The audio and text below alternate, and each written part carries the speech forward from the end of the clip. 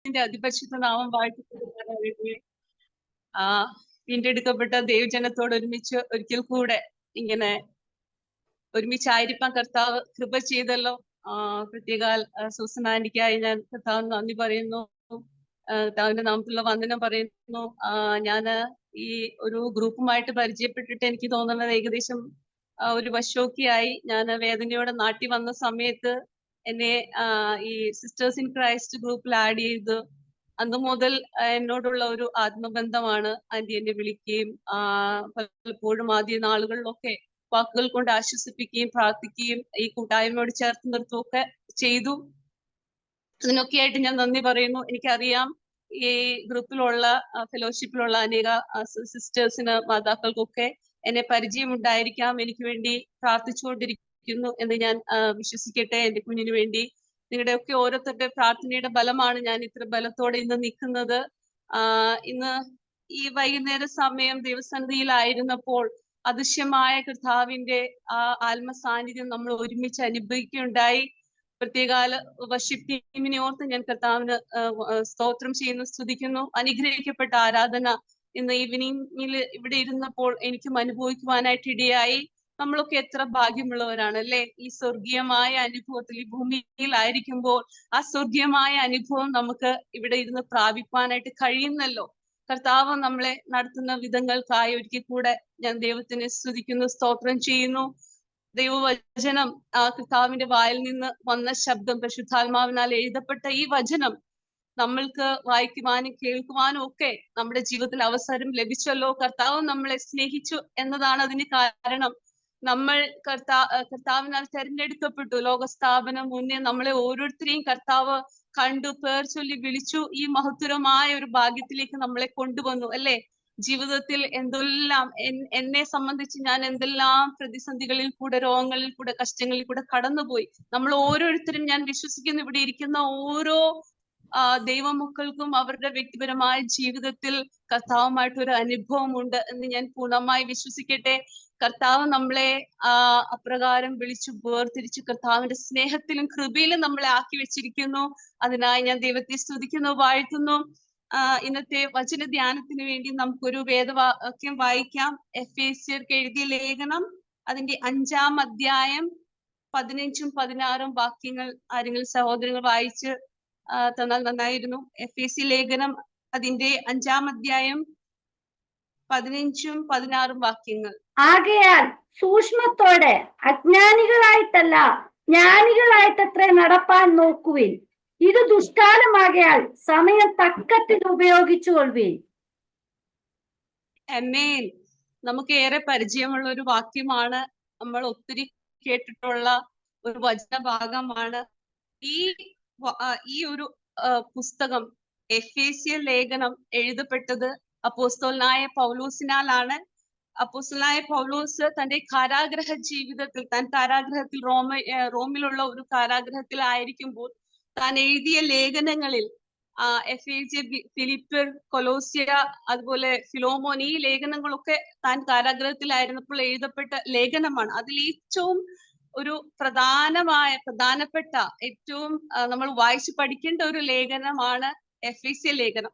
എഫേസ്യ ലേഖനത്തെ കുറിച്ച് വേദപഠിതാക്കൾ പറയുന്നത്, ഈ ഒരു ലേഖനം ഒരു ക്രിസ്തീയ വിശ്വാസി വായിച്ചു പഠിച്ച് അതനുസരിച്ചാൽ സ്വർഗത്തിൽ പോകാമെന്നാണ് പറയുന്നത്. അത് വേദപഠിതാക്കൾ പറയുന്ന ഒരു കാര്യം ഞാൻ റിപ്പീറ്റ് ചെയ്തതേ ഉള്ളൂ. അത്രമാത്രം വ്യക്തമായി ഒരു ക്രിസ്തീയ ജീവിതത്തിന്റെ അടിസ്ഥാന ഉപദേശങ്ങൾ എഴുതപ്പെട്ട ഒരു ലേഖനമാണ് ഈ എഫേസ്യ ലേഖനം. അപ്പം എഫേസ്യ ലേഖനത്തെ കുറിച്ച് ഉള്ള ഒരു പശ്ചാത്തലമാണ് ഞാൻ ആദ്യമായിട്ട് പറഞ്ഞത്. ഈ എഫേസ്യർ എന്ന് പറയുന്നത് എഫോസോസ് എന്ന് പറഞ്ഞ ആ ഒരു സ്ഥലത്തെ കുറിച്ചാണ്. നമുക്കറിയാം ഈ സ്ഥലം എവിടെയാണ്? റോമൻ പ്രവിശ്യയിലുള്ള ഒരു സ്ഥലമാണ് ഈ എഫസോസ് എന്ന് പറഞ്ഞ ഈ സ്ഥലം. ഈ സ്ഥലം വളരെ അന്നത്തെ കാലത്തെ ഏറ്റവും ബ്ലസ്സഡ് ആയിട്ടുള്ള ഒരു സിറ്റി ആയിരുന്നു. വളരെ സമ്പന്നമായ, വിദ്യാസമ്പന്നരായ, കഴിവുള്ള, മിടുക്കരായ, അന്നത്തെ കാലഘട്ടത്തിലെ ഏറ്റവും ഉന്നതരായിട്ടുള്ള ആളുകൾ താമസിച്ചിരുന്ന ഒരു പട്ടണമായിരുന്നു ഈ എഫസോസ്. ഈ സ്ഥലത്തുള്ള ഒരു ചർച്ചിലേക്കാണ് ഈ അപ്പോസ്തലനായ പൗലോസ് ലേഖനം എഴുതി അയച്ചിരിക്കുന്നത്. അപ്പോൾ നമ്മൾ ഈ എഫെസോസിന്റെ 1-ാം അധ്യായം മുതൽ നമ്മൾ പഠിച്ചു വരുമ്പോൾ അവിടെ ഈ അപ്പോസ്തലനായ പൗലോസ് സഭയെ ഉദ്ബോധിപ്പിക്കുകയാണ്, ഉപദേശിക്കുകയാണ്. അവരത്ര സമ്പന്നരായിട്ടും ആത്മീയമായി അവർ ദരിദ്രരാണ്, അല്ലെങ്കിൽ അവരുടെ ആത്മീയമായ സമ്പത്തിനെ കുറിച്ച്, കർത്താവ് അവർക്ക് നൽകുവാൻ ആഗ്രഹിക്കുന്ന ആത്മീയ സമ്പത്തിനെ കുറിച്ച് അവർക്ക് അറിവില്ലാത്ത ഒരു കാര്യത്തെ കുറിച്ചൊക്കെ നമുക്ക് അവിടെ ലേഖനത്തിൽ എഴുതിയിരിക്കുന്നതായിട്ട് നമുക്ക് കാണുവാനായിട്ട് സാധിക്കും. അപ്പം ആ സ്ഥലം, ഈ എഫെസോസ് എന്ന് പറയുന്ന സ്ഥലം ലോകത്തില് ആ നാളുകളിൽ പുരാതന കാലത്ത് വളരെ അറിയപ്പെട്ട ഒരു സ്ഥലമായിരുന്നു, ഉന്നതമായ സ്ഥലമായിരുന്നു. അവിടെയുള്ള ഒരു ചർച്ച് എന്തുകൊണ്ടും ഈ സമ്പന്നതയൊക്കെ അനുഭവിച്ച ഒരു സഭയായിരുന്നു അവിടെയുള്ള ആ ദൈവമക്കളെല്ലാം. എന്നാൽ ഈ ലേഖനത്തിൽ കൂടെ, എഫേസ്യ ലേഖനത്തിൽ കൂടെ പൗലോസ് ഒരു ക്രിസ്തീയ വിശ്വാസിക്ക് വേണ്ടുന്ന എല്ലാ ഉപദേശങ്ങളും പറഞ്ഞിട്ടുണ്ട്. വായിക്കുകയും പഠിക്കുകയും ചെയ്യുന്ന നമുക്ക് ഓരോരുത്തർക്കും അറിയാം അവിടെ എഴുതിയിരിക്കുന്ന ഓരോ കാര്യങ്ങൾ. കുടുംബ ജീവിതത്തിൽ എങ്ങനെയാണ് ഒരു ഭാര്യയും ഭർത്താവും ആയിരിക്കേണ്ടത്, അല്ലെങ്കിൽ മാതാപിതാക്കളും മക്കളും തമ്മിലുള്ള ബന്ധത്തിൽ എങ്ങനെയാണ് ആയിരിക്കേണ്ടത്, അങ്ങനെ ഒത്തിരി ഉപദേശകരമായ, പിന്നെ പോരാട്ടത്തെ കുറിച്ച് അവിടെ നമ്മൾ വായിക്കുന്നുണ്ട്. ആ ലേഖനത്തില് നമുക്ക് പോരാട്ടമുണ്ടല്ലേ, നമുക്ക് പോരാട്ടമുണ്ട്. നമ്മളെപ്പോഴും പോരാട്ടത്തെ കുറിച്ച് പറയുന്നവരാണ്. എന്താണ് പോരാട്ടം? പോരാട്ടം എന്ന് നമ്മൾ എന്താണ് അതിനെ കുറിച്ച് മനസ്സിലാക്കുന്നത്? പോരാട്ടം ജഡരക്തങ്ങളോടല്ല, വാഴ്ചകളോടും അധികാരങ്ങളോടും. ശത്രുവായ പിശാചാണ് നമ്മളോട് പോരാടിക്കൊണ്ടിരിക്കുന്നത്. അതിനുവേണ്ടി നമ്മൾ എന്ത് ചെയ്യണം? സർവായുധ വർഗം ധരിക്കണം. ദൈവത്തിന്റെ സർവായുധ വർഗം ധരിച്ചു വേണം ആ ഒരു പോരാട്ടത്തോട് നമ്മൾ എതിർക്കാൻ. നമ്മൾ പോരാടുന്ന ജഡരക്തങ്ങളോടല്ല. അങ്ങനെ പൗലോസ് ദൈവസഭയെ ഉപദേശങ്ങളാൽ ഉറപ്പിക്കുകയാണ്. അപ്പോൾ ഈ എഫേസ്യ ലേഖനത്തിൽ എഴുതിയിരിക്കുന്ന ഓരോ കാര്യങ്ങൾ നന്നായി അരച്ച് കലക്കി പഠിച്ച ഒരു ദൈവജനത്തിന്റെ കൂട്ടമാണ് ഈ സഭയിലുള്ളത്. അപ്പം അവരോട് പൗലോസ് ഉപദേശിക്കുവാണ്. ആകയാൽ സൂക്ഷ്മത്തോടെ അജ്ഞാനികളായിട്ടല്ല ജ്ഞാനികളായിട്ടത്രേ നടക്കുവാൻ നോക്കുവിൻ എന്ന് വ്യക്തമായിട്ട് പൗലോസ് പറയുകയാണ്. അപ്പോൾ ഞാൻ പറഞ്ഞല്ലോ, ആദ്യമേ പറഞ്ഞു, ഈ ലേഖനത്തിൽ എല്ലാ കാര്യങ്ങളും പൗലോസ് ഉപദേശിച്ചു കൊടുത്തു. ആ ഉപദേശങ്ങളും ചട്ടങ്ങളും ഒക്കെ നന്നായി പഠിച്ച് ജീവിക്കുന്ന ഒരു ദൈവജനത്തെയാണ് നമുക്ക് ആ സഭയിൽ കാണുവാനായിട്ട് കഴിയുന്നത്. അതിന്റെ അവസാന ഭാഗത്തേക്ക് വരുമ്പോഴത്തേക്കും പൗലോസ് പറയുന്ന ഒരു കാര്യമാണ്, കർത്താവിനും അവന്റെ അമിത ബലത്തിലും ശക്തിപ്പെടുവീൻ എന്ന് പറയും. അങ്ങനെ എല്ലാ ഉപദേശങ്ങളും അവിടെ അടങ്ങിയിരിക്കുന്നതായിട്ട് നമുക്ക് കാണുവാനായിട്ട് സാധിക്കും. അപ്പം നമുക്ക് അറിയാവുന്ന ഒരു ഭാഗമാണ്. വെളിപ്പാട് പുസ്തകത്തിലേക്ക് വരുമ്പോഴത്തേക്കും ഏകദേശം എത്രയോ വർഷങ്ങൾ, ഏകദേശം 35 വർഷങ്ങൾക്ക് ശേഷമാണ് യോഹന്നാൻ അപ്പോസ്തലൻ പത്മോസ് ദ്വീപിൽ വെച്ച് ദൈവത്തിനാൽ വെളിപ്പാട് പ്രാപിച്ചിട്ട് ഈ എഫെസോസ് സഭയെ കുറിച്ച് പറയുന്ന കാര്യങ്ങൾ നമുക്ക് അവിടെ വായിക്കാനായിട്ട് സാധിക്കും. നമുക്ക് വെളിപ്പാട് പുസ്തകത്തിലേക്ക് ഒന്ന് കടന്നു പോകാം. അതിന്റെ 2-ാം അധ്യായം വായിക്കാമോ? 2-ാം അധ്യായം 2 മുതലുള്ള സഭയുടെ ദൂതൻ എഴുതുക.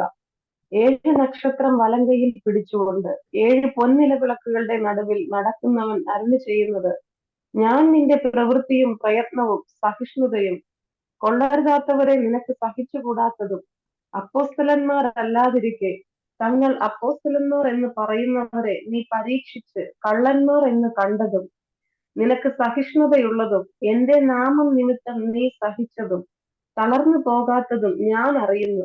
എങ്കിലും നിന്റെ ആദ്യസ്നേഹം വിട്ടുകളഞ്ഞു എന്നൊരു കുറ്റം നിന്നെ കുറിച്ച് പറവാനുണ്ട്. നീ ഏതിൽ നിന്ന് വീണിരിക്കുന്നു എന്നോർത്ത് മാനസാന്തരപ്പെട്ട് ആദ്യത്തെ പ്രവൃത്തി ചെയ്യുക. അല്ലാഞ്ഞാൽ ഞാൻ വരികയും നീ മാനസാന്തരപ്പെടാഞ്ഞാൽ നിന്റെ നിലവിളക്ക് അതിന്റെ നിലയിൽ നിന്ന് നീക്കുകയും ചെയ്യും. അപ്പൊ എഫെസോസ് സഭയോട് ദൈവത്തിന്റെ പരിശുദ്ധാത്മാവ് ഇടപെടുന്നത്, സംസാരിക്കുന്ന ഇപ്രകാരമാണ്: നിന്റെ പ്രവൃത്തി ഞാൻ അറിയുന്നു, പ്രയത്നം അറിയുന്നു, സഹിഷ്ണുത അറിയുന്നു. അങ്ങനെ ആദ്യം ഒത്തിരി പോസിറ്റീവായിട്ടുള്ള കാര്യങ്ങളൊക്കെ ദൈവം പറഞ്ഞതിന് ശേഷം ലാസ്റ്റ് പറയാണ്, നിന്റെ ആദ്യ സ്നേഹം വിട്ടുകളഞ്ഞു എന്നൊരു കുറ്റം നിന്നെ കുറിച്ച് പറയുവാനുണ്ട്. അപ്പോൾ അപ്പോസ്തലൻ ഈ എഴുതിയിരിക്കുന്ന ഈ ലേഖനത്തിലെ എല്ലാ കാര്യങ്ങളും അവരനുസരിച്ച് വരുമ്പോൾ തന്നെ അവരിൽ ഒരു കുറവുള്ളതായിട്ട് ദൈവത്തിന്റെ ആത്മാവ് അവിടെ വെളിപ്പെടുത്തുന്നതായിട്ട് നമുക്ക് കാണുവാനായിട്ട് സാധിക്കും. അപ്പം വീണ്ടും നമ്മൾ വായിച്ച വചനത്തിലേക്ക് വരുമ്പോൾ പൗലോസ് താൻ ഏതൊരു അവസ്ഥയിലാണ്? കാരാഗ്രഹത്തിലായിരിക്കുവാണ്. കാരാഗ്രഹത്തിലെ അവസ്ഥ എന്താണ്? വളരെ മുഷിപ്പിക്കുന്ന അവസ്ഥയാണ്. നമുക്ക് സന്തോഷം തരുന്ന അവസ്ഥയല്ല. ബന്ധിക്കപ്പെട്ട് എത്രമാത്രം ഒരു അസഹനീയമായ അവസ്ഥയിലായിരിക്കുമ്പോൾ പോലും എന്താണ് പൗലോസ് തനിക്കത് പറയാൻ ഏറ്റവും യോഗ്യതയുണ്ട്. കാരണം തന്റെ സമയം ഒട്ടും തന്നെ കളയാതെ ആ കാരാഗ്രഹത്തിൽ ഇരിക്കുമ്പോഴാണ് താൻ ഈ ലേഖനമൊക്കെ എഴുതുന്നത്. അപ്പൊ സഭയോട് പറയാണ്, നിങ്ങളുടെ സമയം ഒട്ടും തന്നെ കളയരുത്. നിങ്ങൾ എന്ത് ചെയ്യണം? നിങ്ങൾക്ക് ലഭിച്ചിരിക്കുന്ന സമയം നന്നായി ഉപയോഗിക്കുക എന്നാണ് ദൈവത്തിന്റെ ആത്മാവ് പൗലോസിൽ കൂടെ ദൈവസഭയെ ഉദ്ബോധിപ്പിക്കുന്നത്. ഞാൻ ഈ വചനമൊക്കെ വായിച്ചപ്പോൾ എന്റെ ഹൃദയത്തോട് ദൈവത്തിന്റെ ആത്മാവ് ഇടപെടുകയുണ്ടായി. എത്രമാത്രം ഞാൻ എന്റെ സമയത്തെ തക്കത്തിൽ ഉപയോഗിച്ചിട്ടുണ്ട്. നമ്മൾ ഓരോരുത്തരും ചോദിക്കേണ്ട ഒരു ചോദ്യമാണ്, നമുക്ക് ലഭിച്ച സമയം നമ്മൾ എത്രമാത്രം പ്രയോജനകരമായി ഉപയോഗിച്ചിട്ടുണ്ട്? നമുക്ക് സുവിശേഷം പറയാൻ കഴിഞ്ഞിട്ടുണ്ടോ? നന്മ ചെയ്യാൻ കഴിഞ്ഞിട്ടുണ്ടോ? നമുക്ക് ലഭിക്കുന്ന സമയങ്ങൾ നാം വചനം ധ്യാനിക്കുവാനും പ്രാർത്ഥിക്കുവാനും കൈത്താങ്ങൽ കൊടുക്കുവാനും ഒക്കെ കഴിഞ്ഞിട്ടുണ്ടോ? അല്ലെങ്കിൽ ഭാരപ്പെടുന്ന ഒരാളോട് ഒരു നല്ല വാക്ക് പറയുവാനൊക്കെ കഴിഞ്ഞിട്ടുണ്ടോ? അപ്പം ദൈവത്തിന്റെ നാമത്തിൽ എനിക്ക് ദൈവജനത്തോട് ഓർമ്മിപ്പിക്കാനായിട്ടുള്ളത്, ഒരു ജ്ഞാനിയായ ഒരു വ്യക്തി, നമ്മൾ ആ വചനത്തിൽ വായിച്ചതുപോലെ തന്നെ ഒരു ജ്ഞാനിയായ വ്യക്തി തനിക്ക് ലഭിച്ചിരിക്കുന്ന സമയം തക്കത്തിൽ ഉപയോഗിക്കുന്ന വ്യക്തിയായിരിക്കും. അത് ഏറ്റവും പറയാൻ യോഗ്യതയുള്ള വ്യക്തി പൗലോസ് തന്നെയാണ്. പൗലോസിന്റെ ജീവിത ചരിത്രം നാം പരിശോധിക്കുമ്പോൾ, ഹല്ലേലൂയ, പ്രൈസ് ദി ലോർഡ്, ദമസ്കോസിന്റെ ആ പടിവാതിക്കൽ വെച്ച് കർത്താവിനാൽ പിടിക്കപ്പെട്ട് ശൗല് പൗലോസായി മാറിയ ആ നിമിഷം മുതൽ തന്റെ ജീവൻ വെടിയുന്ന ആ സമയം വരെയും കർത്താവിന് വേണ്ടി ഓടിയതും അധ്വാനിച്ചതും തന്റെ സമയം ഒട്ടും പാഴാക്കാതെ വേണം കർത്താവിന് വേണ്ടി നിന്ന ഒരു ഭക്തനാണ് അപ്പോസ്തലനായ പൗലോസ്. അതുകൊണ്ടാണ് താൻ ഇപ്രകാരം പറയുന്നത്, ഞാൻ നല്ല പോർ പൊരുതു, ഞാൻ ഓട്ടം തികച്ചു, വിശ്വാസം കാത്തു, ഇനി ജീവന്റെ കിരീടം എനിക്കായി കർത്താവ് വെച്ചിരിക്കുന്നു എന്നുള്ള ഒരു ഉറപ്പോടെ പറയാനായിട്ട് കഴിയും. നമുക്ക് എത്ര പേർക്ക് അങ്ങനെ പറയാനായിട്ട് കഴിയും? ഞാൻ ആ കീവേഡ്സിലേക്ക് വരട്ടെ. ദൈവത്തിന്റെ ആത്മാവ് എന്നോട് ഇടപെട്ട ഒരു വചനമാണത്. ഈ ദിവസങ്ങളൊക്കെ കർത്താവ് എന്നോട് സംസാരിക്കുന്ന ഒരു വചനമാണ്. അപ്പൊ അതിന്റെ ഭാഗത്തേക്ക് നമ്മൾ നാം വായിക്കുന്നത് എന്താണ്? ആകയാൽ സൂക്ഷ്മത്തോടെ അജ്ഞാനികളായിട്ടല്ല, ആരും അജ്ഞാനികളായി തീരരുത്. നമ്മൾ ജ്ഞാനികളായി തീരണമെന്ന് കർത്താവ് ആഗ്രഹിക്കുന്നു.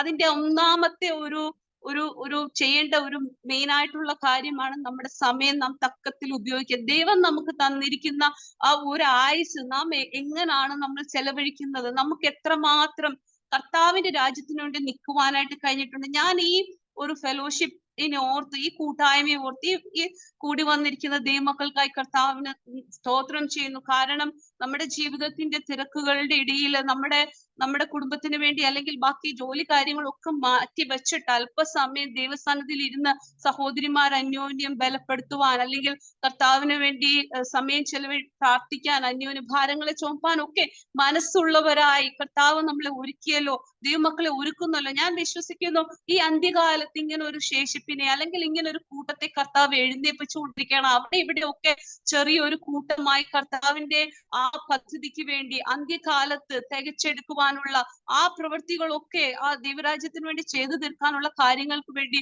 അവരുടെങ്ങളിൽ കർത്താവ് തന്റെ വിശുദ്ധന്മാരെ ഓർത്തിക്കൊണ്ടിരിക്കുകയെന്ന് ഞാൻ വിശ്വസിക്കുന്നു.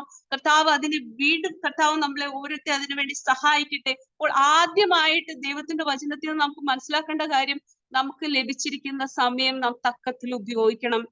നമ്മുടെ കുടുംബത്തിന് വേണ്ടി നാം ചെലവഴിക്കുന്നത് പോലെ, നമ്മുടെ വ്യക്തിപരമായ ഈ ലോക ജീവിതത്തിന്റെ ആവശ്യങ്ങൾക്ക് വേണ്ടി നാം ചെലവഴിക്കുന്നത് പോലെ തന്നെ നമ്മുടെ സമയം നമ്മൾ ദൈവരാജ്യത്തിന് വേണ്ടി, കർത്താവിന്റെ നാമം മഹത്വത്തിന് വേണ്ടി, ദൈവിക പദ്ധതിക്ക് വേണ്ടി നാം ചെലവഴിക്കേണ്ടത് ആവശ്യമാണ്. അതിന്റെ 17-ാം വാക്യത്തിലേക്ക് വരുമ്പോൾ, 5-ാം അധ്യായം അതിന്റെ 17-ാം വാക്യത്തിലേക്ക് വരുമ്പോൾ അവിടെ നാം വായിക്കുന്നത്, ബുദ്ധിഹീനരാകാതെ കർത്താവിന്റെ ഇഷ്ടം ഇന്നതെന്ന് ഗ്രഹിച്ചുകൊള്ളുവീൻ. അപ്പോൾ അവിടെ നമുക്ക് വ്യക്തമായിട്ട് അപ്പോസ്തലൻ എഴുതിയിരിക്കുകയാണ്, ബുദ്ധിഹീനരാകാതെ കർത്താവിന്റെ ഇഷ്ടം ഇന്നതെന്ന് ഗ്രഹിച്ചുകൊള്ളുവിൻ.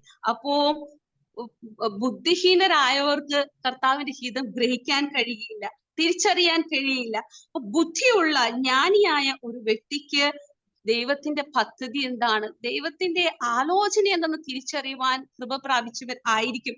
നമ്മൾ എല്ലാവരെ കുറിച്ചും ഇവിടെ ആയിരിക്കുന്ന, ഞാൻ വിശ്വസിക്കുന്നു ഇവിടെ ആയിരിക്കുന്ന എല്ലാവരെ കുറിച്ചും ദൈവത്തിനൊരു പ്ലാൻ ഉണ്ട്. ഇവിടെ ഇരിക്കുന്ന എല്ലാവരെ കുറിച്ചും ദൈവത്തിനൊരു പദ്ധതി ഉണ്ട്. നമ്മളൊക്കെയും ആ ലോകസ്ഥാപനത്തിന് മുന്നേ അല്ലെ അമ്മയുടെ ഗർഭത്തിൽ ഉരുവാവുന്ന ആ സമയം മുതൽ നാം ദൈവത്തിന്റെ പദ്ധതിയുടെ ഭാഗമാണ്. കുടുംബത്തിൽ നമ്മളായിരിക്കുന്ന, നമുക്ക് തന്നിരിക്കുന്ന ഒരു പൊസിഷൻ ഉണ്ട്, അല്ലെ നമ്മൾ ആയിരിക്കുന്ന നമ്മുടെ ഒരു ഉത്തരവാദിത്വമുണ്ട്, സഭയിലുണ്ട്, സമൂഹത്തിലുണ്ട്. അങ്ങനെയൊക്കെ നാം വ്യത്യസ്തമായ രീതിയിൽ കർത്താവിന്റെ രാജ്യത്തിന് വേണ്ടി നമ്മൾ പ്രയോജനപ്പെട്ടുകൊണ്ടിരിക്കുകയാണ്. ദൈവം നമ്മളെ കുറിച്ച് ആഗ്രഹിക്കുന്നത് ആ കാര്യമാണ്. നമുക്കൊരു ബോധം ഉണ്ടായിരിക്കണം, ബോധ്യം ഉണ്ടായിരിക്കണം എന്നെ കുറിച്ചുള്ള ദൈവത്തിന്റെ ഹിതം എന്താണ്. ദൈവസന്നിധിയിലേക്ക് കടന്നു വരുമ്പോൾ നാം അത് മനസ്സിലാക്കണം. ആദിമ വിശുദ്ധന്മാരെ കുറിച്ചൊക്കെ പഠിക്കുമ്പോൾ നമുക്ക് മനസ്സിലാക്കാൻ കഴിയുന്ന ഒരു കാര്യമാണ്, ഈ ഭക്തന്മാരെല്ലാം എന്താണ് കർത്താവിന്റെ ആലോചന ചോദിക്കുക. സങ്കീർത്തന ഭാഗങ്ങളൊക്കെ വായിക്കുമ്പോൾ ദാവീദ് ചോദിക്കുന്നുണ്ട്, ദൈവമേ നിന്റെ ഹിതം എന്തെന്ന് എന്നെ അറിയിക്കണമേ, നിന്റെ ഹിതം എന്നോട് സംസാരിക്കണമേ, എന്നെ കുറിച്ചുള്ള നിന്റെ ഉദ്ദേശം എന്തെന്ന് വെളിപ്പെടണമേ. അതനുസരിച്ചാണ് ആട്ടിടയനായ ആ ദാവീദ് രാജ്യസ്ഥാനത്തേക്ക് വരുന്നതും ഇസ്രായേലിന്റെ രാജാവായി വാഴുകയും ഇസ്രായേലിനെ ഭരിക്കുവാൻ ആ ഒരു കാലഘട്ടത്തിൽ കയ്യിലെടുത്ത് ഉപയോഗിക്കുകയും ചെയ്യുന്നതായിട്ട് നമുക്ക് കാണുവാനായിട്ട് സാധിക്കും. വീണ്ടും നമുക്ക് എഫേഷ്യൻസ് അതിന്റെ 1-ാം അധ്യായം, എഫേസ്യർ അതിന്റെ 1-ാം അധ്യായം 15-ാം വാക്യത്തിലേക്ക് വരുമ്പോൾ, 1-ാം അധ്യായം, അതിനിമിത്തം ഞാനും നിങ്ങൾക്ക് കർത്താവായ യേശുവിലുള്ള വിശ്വാസത്തെയും സകല വിശുദ്ധന്മാരോടുമുള്ള സ്നേഹത്തെയും കുറിച്ച് കേട്ടിട്ട് നിങ്ങൾക്ക് വേണ്ടി ഇടവിടാതെ സ്തോത്രം ചെയ്ത് എന്റെ പ്രാർത്ഥനയെ നിങ്ങളെ ഓർത്തും കൊണ്ട് നമ്മുടെ കർത്താവായ യേശുക്രിസ്തുവിന്റെ ദൈവവും മഹത്വമുള്ള പിതാവുമായവൻ നിങ്ങൾക്ക് തന്നെ കുറിച്ചുള്ള പരിജ്ഞാനത്തിൽ ജ്ഞാനത്തിന്റെയും വെളിപ്പാടിന്റെയും ആത്മാവിനെ തരേണ്ടതിനും നിങ്ങളുടെ ഹൃദയദൃഷ്ടി പ്രകാശിപ്പിച്ചിട്ട് അവന്റെ വിളിയാലുള്ള ആശ ഇന്നതെന്നും വിശുദ്ധന്മാരിൽ അവന്റെ അവകാശത്തിന്റെ മഹിമാധനം ഇന്നതെന്നും അവന്റെ ബലത്തിൽ വല്ലഭത്വത്തിന്റെ വ്യാപാരത്താൽ വിശ്വസിക്കുന്ന നമുക്ക് വേണ്ടി വ്യാപരിക്കുന്ന അവന്റെ ശക്തിയുടെ അളവറ്റ വലിപ്പം ഇന്നതെന്നും നിങ്ങൾ അറിയേണ്ടതിനും പ്രാർത്ഥിക്കുന്നു. ഈ വെളിപ്പാടുകളെല്ലാം പ്രാപിച്ച പൗലോസ് പറയുകയാണ്, ഈ ജ്ഞാനത്തിന്റെ വെളിപ്പാടിന്റെ ആത്മാവിനെ പ്രാപിക്കണം. അപ്പോൾ ഈ ജ്ഞാനത്തിൽ ദൈവത്തിൽ നിന്ന് നമുക്ക് പ്രാപിക്കുന്ന ജ്ഞാനത്തിന് ഒരു വെളിപ്പാടുണ്ട്. ആ വെളിപ്പാടിന്റെ ആത്മാവിനെ നാം പ്രാപിക്കണം. അതെന്താണ് ആ ജ്ഞാനത്തിന്റെ ആത്മാവ് നമ്മളെ എന്തിനാണ് സഹായിക്കുന്നത്? അത് ദൈവഹിതം എന്തെന്ന് അറിയാനായിട്ട് നമുക്ക് സാധിക്കും. നമുക്ക് ഈ ലോകത്തിലേക്ക് നോക്കുമ്പം ആത്മീയരുടെ ഇടയിലും ഒക്കെ നമുക്ക് കാണുവാനായിട്ട് സാധിക്കും, അല്ലെ? ദൈവവചനത്തിന്റെ ചരിത്ര താളുകളിലേക്ക് നോക്കിക്കഴിഞ്ഞാൽ ബുദ്ധിഹീനരായിട്ടുള്ള ആളുകളെയും നമുക്ക് കാണുവാനായിട്ട് സാധിക്കും. ഒത്തിരി കാര്യങ്ങളൊക്കെ ചെയ്യുന്നത് കാണാൻ സാധിക്കും. പക്ഷെ അവസാനം അതൊരു പ്രയോജനവും ചെയ്യില്ല. നമുക്ക് ശൗലിനെ കുറിച്ച് പഠിക്കുമ്പോൾ ശൗല് ദൈവത്താൽ തെരഞ്ഞെടുക്കപ്പെട്ട ഒരു വ്യക്തിയാണ്. എന്നാൽ ചരിത്രത്തിൽ നാം കാണുന്നത് ഏകദേശം 42 വർഷക്കാലം ഇങ്ങനെ താൻ ഒത്തിരി കാര്യങ്ങളൊക്കെ ചെയ്യുന്നതായിട്ടൊക്കെ നമുക്ക് കാണുവാനായിട്ട് സാധിക്കും. പക്ഷെ ശമൂവേൽ പ്രവാചകൻ തന്റെ അടുത്ത് ചെന്ന്, നമുക്ക് ആ 1 ശമൂവേൽ അതിന്റെ 15-ലേക്ക് വരുമ്പം അതിന്റെ 11-ാമത്തെ വാക്യത്തിലും അതിനുശേഷം 22-ാമത്തെ വാക്യത്തിലും ഒക്കെ നാം വായിക്കുന്ന ഒരു കാര്യം, ശമൂവേൽ പ്രവാചകൻ ശൗലിനോട് പറയാണ്, യഹോവ നിന്നോട് കൽപ്പിച്ചത് നീ ചെയ്തില്ല. യാഗത്തിലൊന്നും അല്ല ദൈവം പ്രസാദിക്കുന്നത്, അതിനേക്കാളും വലിയത് അനുസരണയാണ്. അതിന്റെ 22-ാമത്തെ വാക്യത്തിൽ അപ്രകാരമാണ് പറഞ്ഞത്. അപ്പം നമ്മൾ ഒത്തിരി കാര്യങ്ങൾ ചെയ്യുന്നു എന്നുള്ളത് അല്ല നാം ചിന്തിക്കേണ്ടത്. നമ്മൾ എന്താണ് ചെയ്യുന്നത്? ദൈവത്തിന് പ്രസാദമുള്ള കാര്യമാണോ? കർത്താവിന്റെ കൽപ്പനയാണോ? ദൈവം നമ്മളോട് ഇടപെട്ട കാര്യമാണോ? ദൈവം നമ്മളോട് സംസാരിച്ച കാര്യമാണോ? ഇവിടെ വ്യക്തമായിട്ട് ശമൂവേൽ പ്രവാചകൻ ശൗലിനോട് പറയാണ്, നീ ഒത്തിരി കാര്യങ്ങളൊക്കെ ചെയ്തിട്ടുണ്ട്, പക്ഷെ യഹോവ നിന്നോട് കൽപ്പിച്ചത് നീ ചെയ്തില്ല, നീ കൽപ്പന പ്രമാണിച്ചില്ലെന്ന് പ്രവാചകൻ ശക്തമായിട്ട് പറയുകയാണ്.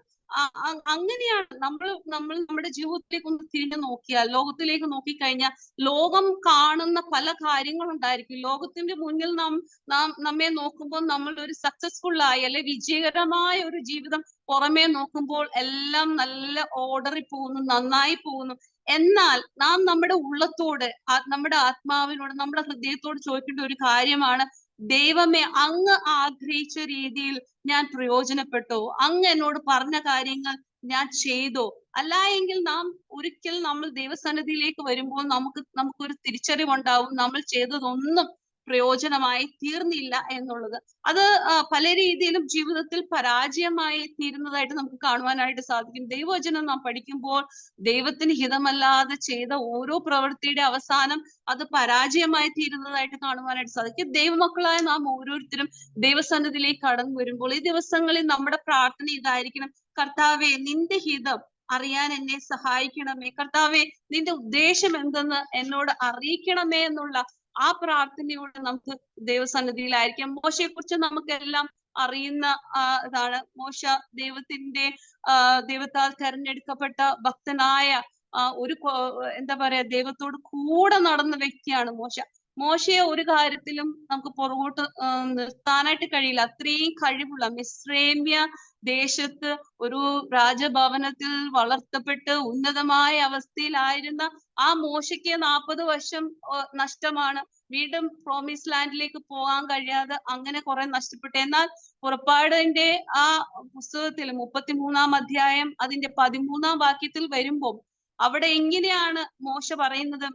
കർത്താവിനോട് പറയാണ്, എന്നോട് കൃപയുണ്ടെങ്കിൽ നിന്റെ വഴി എന്നെ അറിയിക്കണമേ എന്നാണ് പ്രാർത്ഥിക്കുന്നത്. അപ്പം അവരുടെ ഒക്കെ ജീവിതത്തിന്റെ പരാജയങ്ങളിൽ അല്ലെങ്കിൽ അവർക്കൊരു ബോധ്യം ഉണ്ടാകുമ്പോൾ, നമ്മളൊക്കെ അങ്ങനെയാണ് അല്ലെ? നമ്മുടെ ജീവിതത്തിൽ എപ്പോഴും കാര്യങ്ങൾ അനുകൂലമായിട്ട് പോകുന്നില്ല. പ്രതികൂലമായ അവസ്ഥകളൊക്കെ കടന്നു വരുമ്പോൾ നാം ദൈവസന്നിധിയിലേക്ക് കടന്നു വന്നിട്ട് ദൈവത്തോട് ചോദിക്കേണ്ട ഒരു കാര്യമാണ്: കർത്താവേ, നിന്റെ വഴി എന്നെ അറിയിക്കണമേ.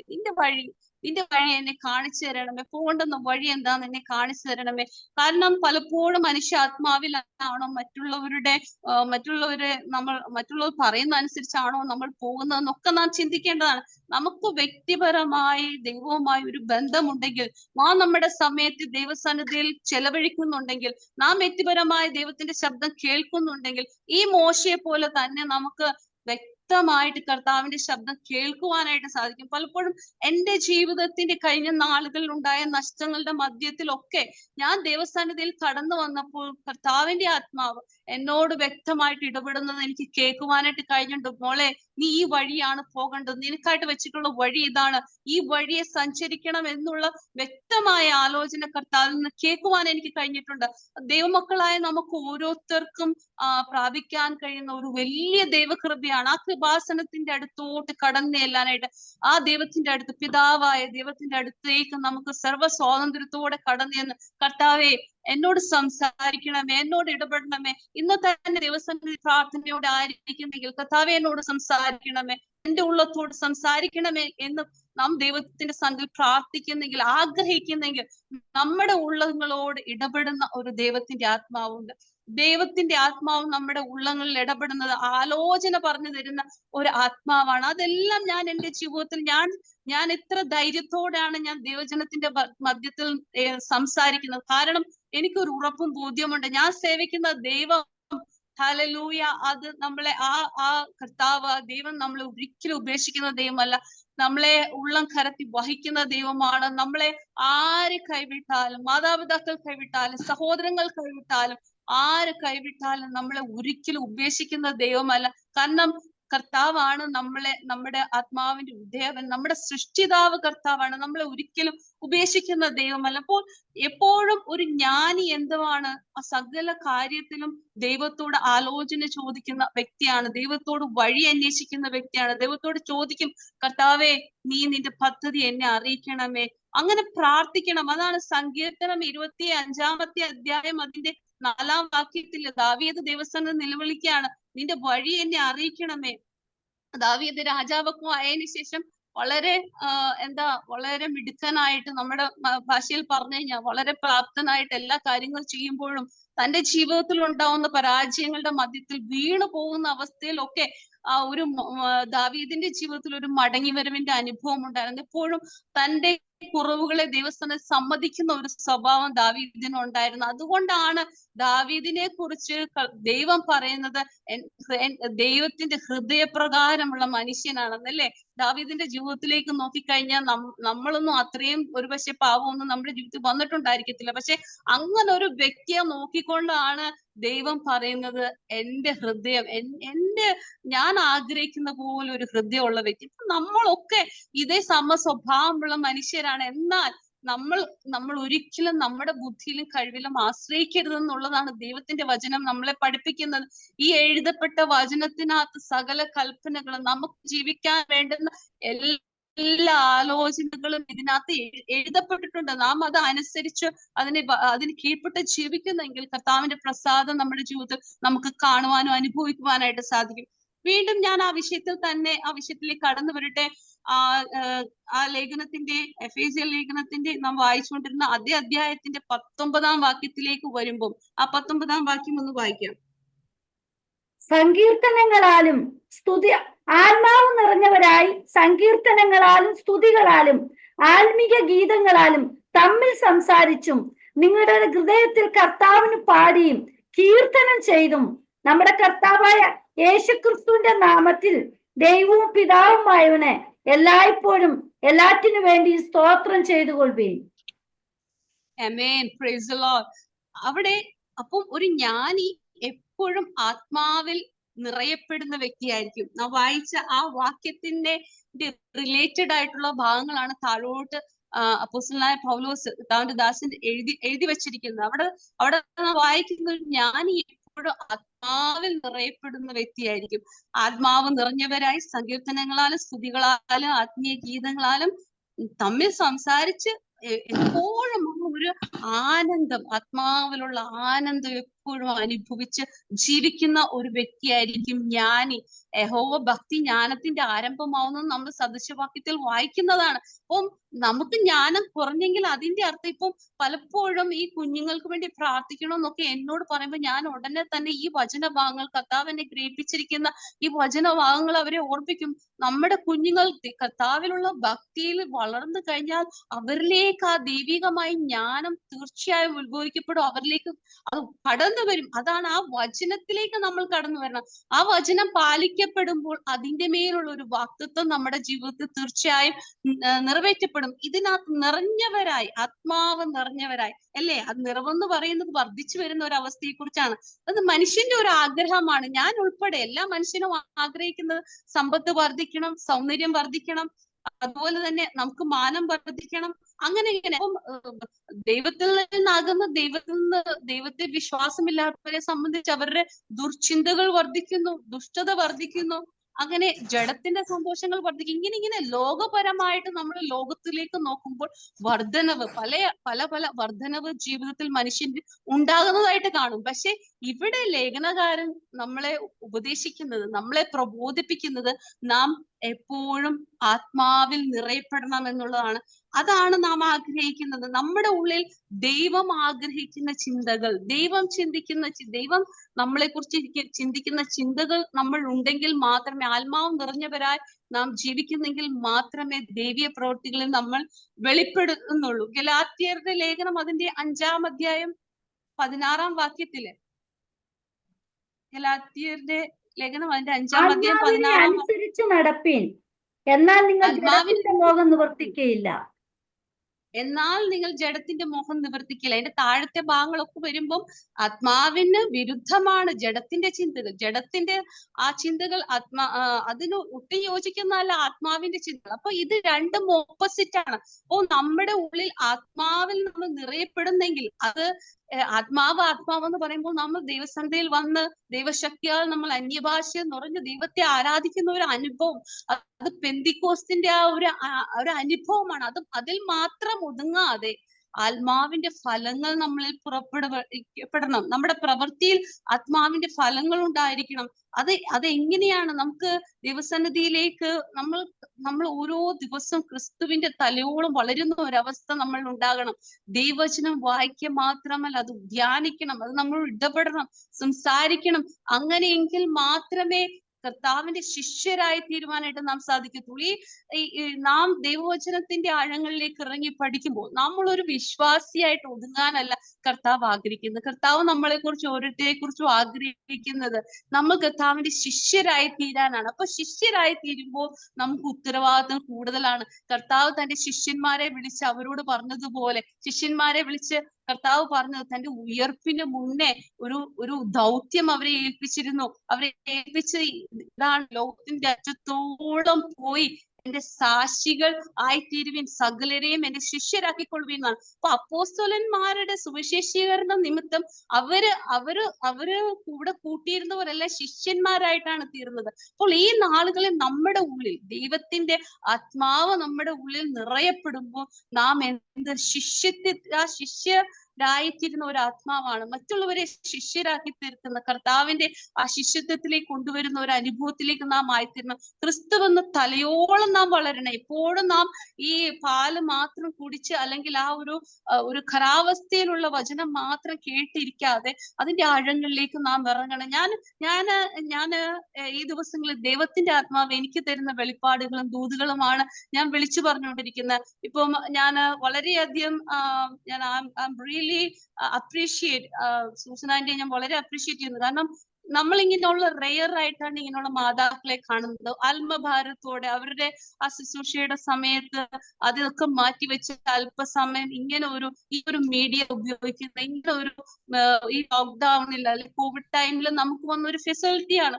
ഇത് ഏറ്റവും നല്ല രീതിയിൽ ദൈവനാമ മഹത്വത്തിന് വേണ്ടി അവർ ഉപയോഗിക്കുകയാണ്. അപ്പം ആ ഒരു ലെവലോളം വളരാൻ നമുക്ക് എല്ലാവർക്കും സാധിക്കണം. ഇങ്ങനെയുള്ള എന്റെ 80s-ലും 90s-ലും ഒക്കെ ഞാൻ ചർച്ച ചെന്ന് കഴിഞ്ഞാൽ ഇതുപോലെ ഒരു ആന്റി, ഒരു അമ്മാമ, ഒരു മാതാവിനെ അല്ല കാണുന്നത്. 10ഉം 15ഉം അമ്മാവന്മാരെ അമ്മച്ചിമാരാണ് ഒരുമിച്ചിരുന്ന് ആത്മഭാരത്തോടെ. അപ്പൊ ഞങ്ങളൊക്കെ ചെല്ലുമ്പോ ചർച്ചിലെ മോളേന്ന് വിളിച്ചിട്ട് ചോദിക്കും, നിന്റെ പഠിത്തം എങ്ങനെയുണ്ട്, നീ നിന്റെ ഭാവിക്ക് വേണ്ടി നീ പ്രാർത്ഥിക്കുന്നുണ്ടോ, നീ എന്താണ് ചിന്തിക്കുന്നത്, നിന്നെ കുറിച്ച് ദൈവത്തിന് ഒരു പദ്ധതി ഉണ്ട്. അവരൊക്കെ ആത്മ നിറവിലുണ്ടല്ലോ. ദൂതുകളും വെളിപ്പാടുകളും ഒക്കെ കാണുമ്പോ തന്നെ പറയും അങ്ങനെ ഒരു ആത്മനിറവിന്റെ കാലമായിരുന്നു. ഞാൻ കൊതിക്കുവാണ്. ദൈവത്തിന്റെ ആത്മാവ് ഈ ദിവസങ്ങളിലൊക്കെ ഞാൻ ദിവസം ധരിക്കുമ്പോ എന്നോട് ഇടപെടുന്ന കാര്യമാണ് പറയുന്നത്. മാതാക്കളെ, നമ്മൾ ഓരോരുത്തരും സഹോദരിമാരെ, നമ്മൾ മാതാക്കളാണല്ലോ. നമ്മൾക്കൊക്കെ ഉണ്ടല്ലോ നമ്മുടെ ഉള്ളിൽ ഒരു മാതൃഹൃദയമുണ്ട്, ഒരു വേദനിക്കുന്ന ഹൃദയമുണ്ട് തലമുറകളെ കുറിച്ചൊക്കെ. അപ്പൊ ഈ നാളുകളിൽ കർത്താവ് നമ്മുടെ ഉള്ളിൽ പകർന്നിരിക്കുന്ന ആ ആത്മാവിന്റെ ശക്തി, ആ ഒരു ശക്തി നമ്മളിൽ വെളിപ്പെടുന്ന, അത് നമ്മൾ ഈ അന്യഭാഷയും ആരാധനയിൽ മാത്രം ഒതുങ്ങാതെ വെളിപ്പാടുകൾ, പ്രവചനം, ഈ ആത്മാവിന്റെ ഫലങ്ങളെല്ലാം നാം പ്രാപിച്ചെടുക്കണം. അത് നമ്മുടെ കുടുംബത്തിലും സഭയ്ക്കും ഒക്കെ അനുഗ്രഹമായി തീരുന്ന രീതിയിൽ നാം ഓരോരുത്തരും ആയിത്തീരുന്നു.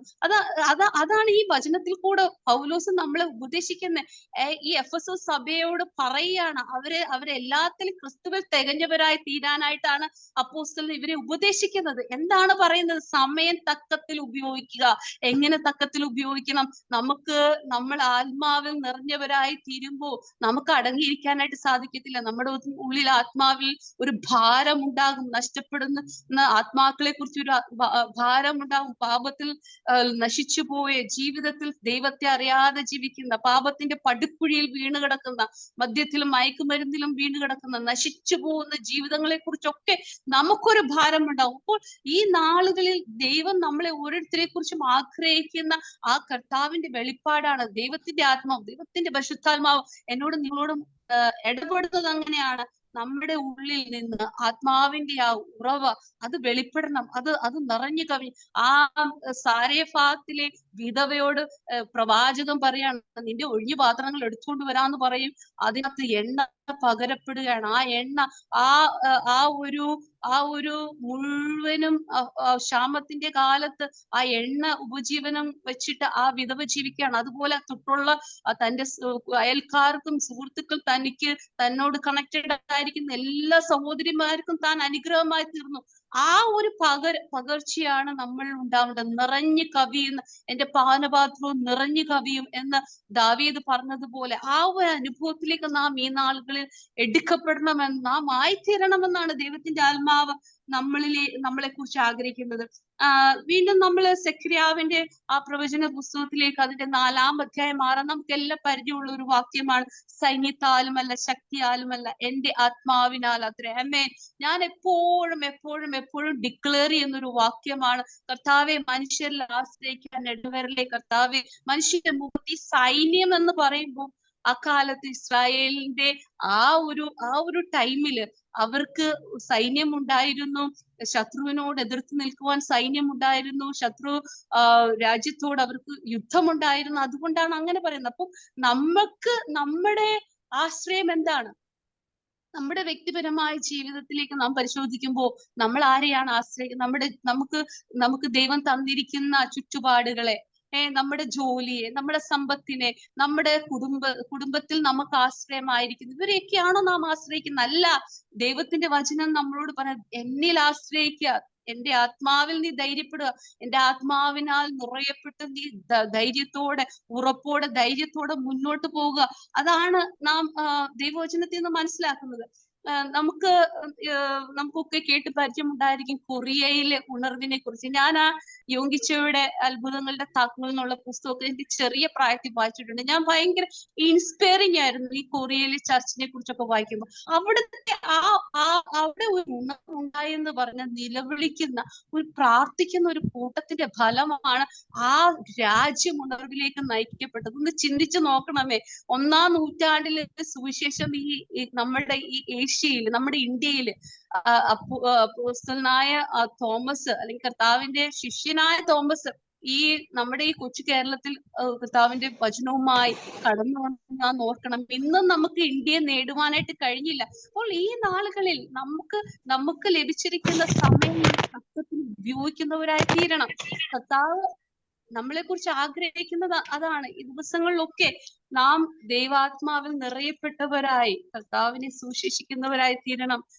അപ്പോസ്തലനായ പൗലോസ് ഈ ലേഖനങ്ങളിൽ കൂടെ ദൈവസഭയെ പ്രബോധിപ്പിക്കുന്നത് അങ്ങനെയാണ്. ആത്മാവിന്റെ ഈ കൃപകളും വരങ്ങളും എല്ലാം പ്രാപിച്ചിട്ട് ദൈവസഭയെ വളർത്തുവാൻ, ദൈവസഭയിലെ പുതിയ തലമുറയെ വളർത്തുവാനൊക്കെ നാം പ്രയോജനമായി തീരണം. കർത്താവ് അതാണ് നമ്മളെ കുറിച്ച് ആഗ്രഹിക്കുന്നത്. എപ്പോഴും ആത്മാവിന്റെ ശക്തിയാൽ നിറയപ്പെടണം, എപ്പോഴും കർത്താവിന് സ്തോത്രം ചെയ്യണം, ഇടപെടാതെ നാം ദൈവത്തിന് സ്തോത്രം ചെയ്യണം. ഇപ്പൊ ഈ കാലഘട്ടത്തിലേക്ക് നാം നോക്കിക്കഴിഞ്ഞാൽ പലപ്പോഴും ദൈവമക്കളെ ഞാൻ കണ്ടിട്ടുണ്ട്. പലർക്കും ഒരു പ്രശ്നങ്ങളും പ്രയാസങ്ങളും ഒക്കെ കടന്നു വരുമ്പോൾ അവർ ക്ഷീണിച്ചു പോവുകയാണ്.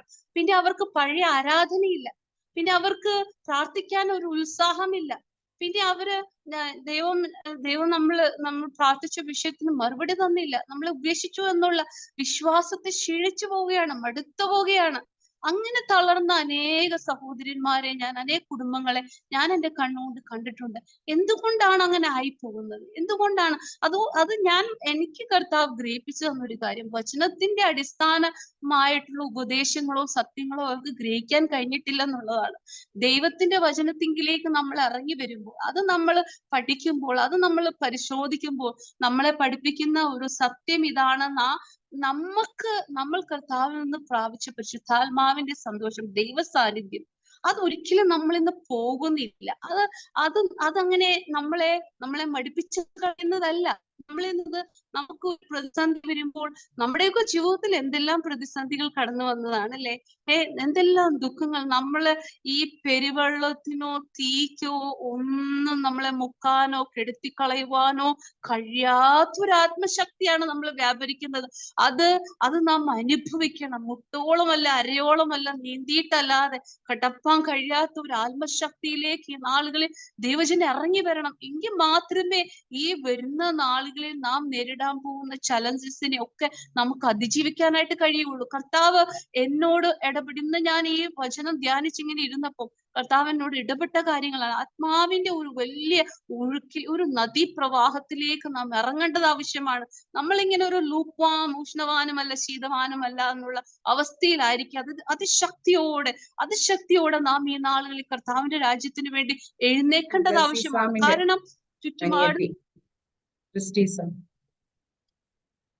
അപ്പൊ അതൊക്കെ നാം ദൈവത്തിന്റെ വചനത്തിൽ കൂടെ നാം ഗ്രഹിക്കേണ്ട കാര്യമാണ്. പൗലോസ് അപ്പോസ്തലൻ ഇപ്രകാരമാണ് ദൈവസഭയെ ഇപ്രകാരമാണ് ഉപദേശിക്കുന്നത്. നമ്മളോട് ഓരോരുത്തരുമുള്ള ഇന്നത്തെ നമ്മുടെ ക്രൈസ്തവ സഭയോട്, ലോകത്തുള്ള എല്ലാ ദൈവസഭയോടുമുള്ള ഉപദേശമാണിത്. നാം ഈ കർത്താവിന്റെ ആത്മാവിന്റെ ആ ബലത്തില് ഓരോ ദിവസം ജീവിക്കേണ്ടത് ആവശ്യമാണ്. അപ്പം ലോകത്തിന്റെ സന്തോഷവും ലോകത്തിന്റെ ദുഃഖങ്ങൾക്കോ വേദനകൾക്കോ ഒന്നും നമ്മുടെ ഉള്ളിൽ നാം പ്രാപിച്ച ആത്മാവിന്റെ സന്തോഷത്തിനെ, പരിശുദ്ധാത്മാവിന്റെ ആ സന്തോഷത്തെ കെടുത്തിക്കളയുവാനായിട്ട് കഴിയില്ല. വീണ്ടും ഞാൻ അവസാന പോയിന്റിലേക്ക് കടന്നു വരട്ടെ.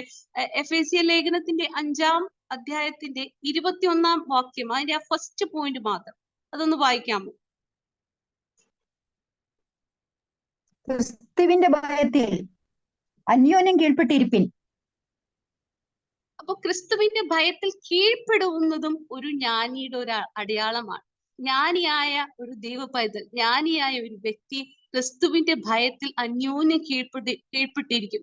അത് ഈ ലേഖനത്തിൽ നമുക്ക് കാണുവാനായിട്ട് സാധിക്കുന്നുണ്ട്. ഭാര്യ ഭർത്തൃ ബന്ധത്തിലൊക്കെ പറയുന്നുണ്ട്. അന്യോന്യം കീഴ്പ്പെടണം പറയുമ്പോൾ അത് യജമാനൻ കീഴ്പ്പെടണം, അല്ലെങ്കിൽ ഭരണാധികാരികൾ കീഴ്പ്പെടണം, ഇങ്ങനെ ഒത്തിരി വ്യവസ്ഥകളുണ്ട്, ഒത്തിരി റൂൾസ് ഉണ്ട്. അപ്പൊ ഇതൊക്കെ ദൈവത്തിന്റെ വചനത്തിന്റെ അടിസ്ഥാനത്തിലാണ് നാം പ്രാവർത്തികമാക്കുന്നത്. ദൈവത്തിന്റെ വചനം അനുശാസിക്കുന്ന കാര്യമാണ്. അപ്പൊ നാം വചനത്തിൽ പറയുന്നത് ദൈവഭയത്തിൽ കീഴ്പ്പെടണം എന്നുള്ളതാണ്. അപ്പോ യേശു കർത്താവിനെ നാം നോക്കിക്കഴിഞ്ഞാൽ യേശു കർത്താവിന്റെ സ്നേഹം, അല്ലെ, സ്നേഹത്താൽ താൻ ഈ ലോകത്തെ അല്ലെങ്കിൽ നമ്മളെ ഒക്കെ പെടുത്തി. പ്രഭു അധികാരികൾ അവരുടെ അധികാരം കൊണ്ടാണ് അവരവരുടെ അധികാരം കൊണ്ടാണ് ലോകത്തെ കീഴ്പ്പെടുത്തുന്നത്. അവരെ അടിച്ചമർത്തിയാണ് ലോകത്തെ കീഴ്പ്പെടുത്തുന്നത്. യേശു കർത്താവ് തന്റെ ജീവനെ ക്രൂശിൽ നൽകി, തന്റെ അവസാനത്തുള്ളി രക്തം വരെ നമുക്ക് വേണ്ടി ഊറ്റി. നമ്മൾ കർത്താവിലേക്ക് വരുമ്പോൾ, കർത്താവെ ഞാൻ അതിന് യോഗ്യമുള്ളവളല്ല, കർത്താവെ എന്റെ കർത്താവിന്റെ സ്നേഹം, ക്രൂശിലെ സ്നേഹം എന്നെ കർത്താവിലേക്ക് ദിപ്പിക്കുന്ന സ്നേഹം. അപ്പം ആ സ്നേഹത്തിൽ മാത്രമേ നമുക്ക് നമ്മപ്പെടുത്താൻ സാധിക്കത്തുള്ളൂ. ഒരു ദൈവ പൈതൽ ആയിരിക്കുമ്പോൾ, ഞാൻ അത് ഒരു വ്യക്തമായി പറയട്ടെ, ജഡമോഹത്തിൽ ഇരുന്നവർക്ക് നമുക്ക് കീഴുവാനായിട്ട് സാധിക്കത്തില്ല. പാപത്തിലായിരിക്കുന്ന ഒരു വ്യക്തിയെ, അല്ലെങ്കിൽ ജഡീയമായ അഭിലാഷങ്ങളിൽ ജീവിക്കുന്ന ഒരു വ്യക്തിക്ക് നമുക്ക് കീഴ്പ്പെടുവാനായിട്ട് സാധിക്കില്ല. എന്നാൽ ദൈവഭയത്തിൽ, ദൈവീയമായ ആ കൽപ്പനകൾ അനുശാസിക്കുന്ന അതിൽ നിൽക്കുന്നവരെ നാം കീഴ്പ്പെടണം. അപ്പൊ ഒരു ജ്ഞാനിയുടെ ജീവിതത്തിൽ അന്യോന്യം വിധേയപ്പെടുവാൻ, കീഴ്പ്പെടുവാൻ, അനുസരിക്കുവാൻ ഒക്കെയുള്ള മനോഭാവം ഉണ്ടായിരിക്കണം. വീണ്ടും ഞാൻ ആദ്യം വായിച്ച വാക്യത്തിലേക്ക് വരട്ടെ. ഇത് ദുഷ്കാലമാകിയ നാം നമ്മുടെ സമയം തക്കത്തിൽ ഉപയോഗിക്കുക. നാം ആര് നഷ്ടപ്പെട്ടു പോരും. ദൈവവചനത്തിലേക്ക് വരുമ്പം ദൈവവചനം നമ്മളോട് സംസാരിക്കുന്നത്, അല്ലെ, എഴുതപ്പെട്ട ദൈവത്തിന്റെ വചനം എന്ത്. ഞാൻ ഈ വചനമൊക്കെ വായിക്കുകയും പഠിക്കുകയും ചെയ്യുമ്പോൾ ഞാൻ ചിന്തിക്കുകയാണ്, ദൈവമേ, നമുക്ക് വേറെ ഒരു പുസ്തകവും വായിക്കേണ്ട കാര്യമില്ല, ഇതിനകത്ത് എല്ലാം ഉണ്ട്. ഒന്ന് തുറന്നു വായിച്ചാൽ മതി. നമ്മുടെ ഈ ഭൂമിയിലെ ജീവിതത്തിൽ നാം എങ്ങനാ ജീവിക്കേണ്ട, വളരെ ബുദ്ധിയോടെ, ജ്ഞാനത്തോടെ, പരിജ്ഞാനത്തോടെ, സകല ജ്ഞാനങ്ങളും ഇതിനെത്തിയിട്ടുണ്ട്. ആ വചനം മുമ്പാകെ, ആ ദൈവത്തിന്റെ കൽപ്പനയ്ക്ക് മുമ്പാകെ നമ്മെ തന്നെ നാം ഏൽപ്പിച്ചു കൊടുക്കുന്നുവെങ്കിൽ, നാം സമർപ്പിക്കുന്നുവെങ്കിൽ, നാം സൂക്ഷ്മതയോടെ നടക്കുന്നുവെങ്കിൽ, അജ്ഞാനികളായിട്ടല്ല, ജ്ഞാനികളായിട്ട് നടക്കുന്നുവെങ്കിൽ, സർവശക്തനായ ദൈവം നമുക്ക് അതിനുള്ള കൃപ തരും. ഈ സമയം, ഈ വൈകുന്നേര സമയം നമുക്ക് നമ്മളെ തന്നെ ദൈവസന്നിധിയിൽ സമർപ്പിക്കാം. ദൈവത്തോട് നമുക്ക് പ്രാർത്ഥിക്കാം. കർത്താവേ, എനിക്ക് വിശ്വസ്തയോടെ നിൽക്കുവാൻ കൃപ നൽകണമേ. എനിക്ക് കർത്താവിന്റെ വചനത്തിന്റെ കൽപ്പന പ്രകാരം ജീവിപ്പാൻ കർത്താവ് എനിക്ക് കൃപ നൽകണമേ. ഒരു ജ്ഞാനി എപ്പോഴും തന്റെ സമയം തക്കത്തിൽ ഉപയോഗിക്കുന്ന വ്യക്തിയായിരിക്കും. അതുപോലെ തന്നെ കർത്താവിന്റെ ഇഷ്ടം ഇന്നതെന്ന് തിരിച്ചറിയുന്ന വ്യക്തിയായിരിക്കും. അതുപോലെ ഒരു ജ്ഞാനി വെളിപ്പാടിന്റെ ആത്മാവിനെ പ്രാപിക്കുന്ന വ്യക്തിയായിരിക്കും. ഒരു ജ്ഞാനി എപ്പോഴും ആത്മാവിൽ നിറയപ്പെടുന്ന വ്യക്തിയായിരിക്കും. അന്യോന്യം കീഴ്പ്പെടുന്ന വ്യക്തിയായിരിക്കും. ഈ വചനത്തിന്റെ മുമ്പാകെ നമുക്ക് നമ്മളെ തന്നെ ദൈവസന്നിധിയിൽ സമർപ്പിക്കാം. നമ്മുടെ ജീവിതത്തിൽ ഒരു രൂപാന്തരത്തിന് കാരണമായി തീരട്ടെ.